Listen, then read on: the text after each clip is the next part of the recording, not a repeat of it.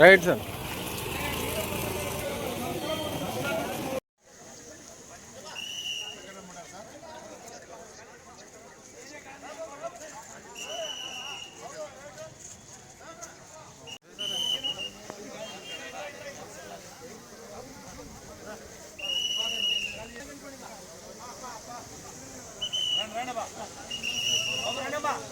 ఓ బాబు అమ్మకట్ట పోతాంటే మీరేం చేస్తున్నారు? ఏం చేస్తున్నాడు? పోతాంటారా ఆయన పోతున్నాడు.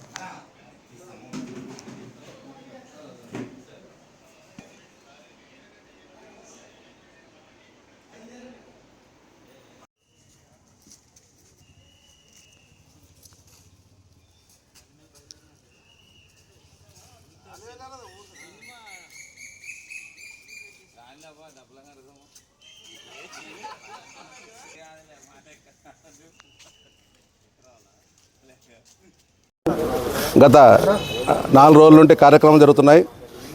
నిన్ననే రిలే నిరాదీక్షలు కూడా ముగిసిపోయినాయి. రేపు స్టూడెంట్స్ అలాగే ప్రజలు అందరూ కూడా ఈ డిఎస్సి అవకతవకల గురించి ప్రజల్లో ఉంది కాబట్టే మన రేపు పెద్ద ర్యాలీగా ఈరోజు మా పార్టీ కార్యకర్తలకు పిలిపించాం.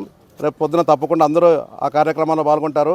నేను ఒకటే చెప్పేది, ఇది ఈ యొక్క దీక్ష అనేది తర్వాత ఈ డిఎస్సి అనేది వైఎస్ఆర్ పార్టీ నుంచి వచ్చింది కాదు. ఇది వైఎస్ఆర్ పార్టీ యొక్క సింబల్ కాదు. ఇది ఎవరైతే డిఎస్సిలో నష్టపోయినటువంటి టీచర్ పోస్టులు ఎవరైతే రాసినారో వాళ్ళు బయటకు వచ్చారు కాబట్టే ఈరోజు వైఎస్ఆర్ పార్టీ వాళ్ళకి అడ్డంగా అంటే వాళ్ళకి ఫేవర్గా మేము బయటకు వచ్చినాం.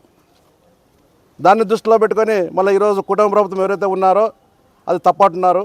మరి తప్ప ఈరోజు పారిశుద్ధంగా జరిగింటే అంటే మంచిగా జరిగింటే మళ్ళీ ఎందుకు గాను మరి వాళ్ళు వెనకని చేస్తున్నారు.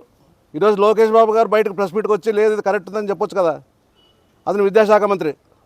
మేమేమడుతున్నాం మా డిమాండ్, ఎవరైతే విద్యాశాఖ మంత్రి ఉన్నారో అతను వచ్చి ఏదైనా చెప్పాలి దీని గురించి.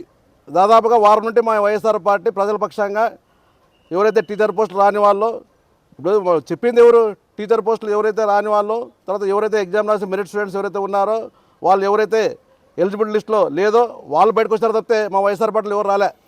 వాళ్ళకి అన్నదండగా మా వైఎస్ఆర్ పార్టీ ఈరోజు బయటకు వచ్చింది. కాబట్టి దీన్ని దృష్టిలో పెట్టుకొని రాబోయే రోజుల్లో కూడా ఈ కార్యక్రమం ఇంకా ముందు తీసుకుపోతాం.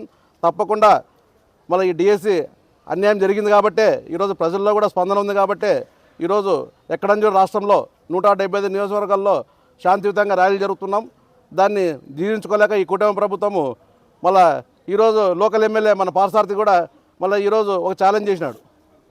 అంటే మీరన్నారండి నాకన్నారండి సార్, మేము అదే చెప్తున్నాం ఎమ్మెల్యే గారు, మేమే మిమ్మల్ని తప్పటంలే ఈ డిఎస్సి గురించి మీకేమైతే తెలుసో మాకు అంతకంటే ఎక్కువ తెలుసు. మేమేం చెప్తున్నాం, మీరు డిప్యూటీకి రండి, మీరన్నారండి మేమన్నారండి మీరు చెప్తున్నారు.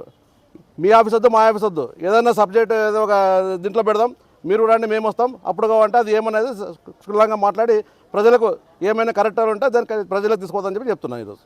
సార్ ఇంకోటి నిన్న కర్నూలులో కొండ బ్రిడ్జి నుంచి వేలాది మంది డిఎస్సి విద్యార్థులు స్వచ్ఛందంగా వచ్చి మేము నిజాయితీగా పనిచేసినాము, చదువుకున్నాము, నిజాయితీగా డిఎస్సి జరిగింది, కానీ వైసీపీ నాయకులు ఈ విధంగా దీక్షలు ఎంతవరకు కట్టు మా జీవితాలు ఎందుకు గుప్పిపాలు చేస్తారని అంటున్నారు.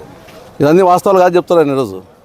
ఈరోజు అంత లేదు. ఈరోజు ఇప్పుడు మనం చెప్పేది ఏమి 10,000 మంది అన్యాయం చేయని చెప్పడం మనము ఈ స్పోర్ట్స్ కోటా ఏమైతే ఉందో ఆ స్పోర్ట్స్ కోటాలో అన్యాయం జరిగింది. దానికి ఏదో మెరిట్ స్టూడెంట్ ప్లస్ 2-3% స్పోర్ట్స్ కలిపి డిఎస్సి అని చెప్పి చెప్తున్నాం మనము.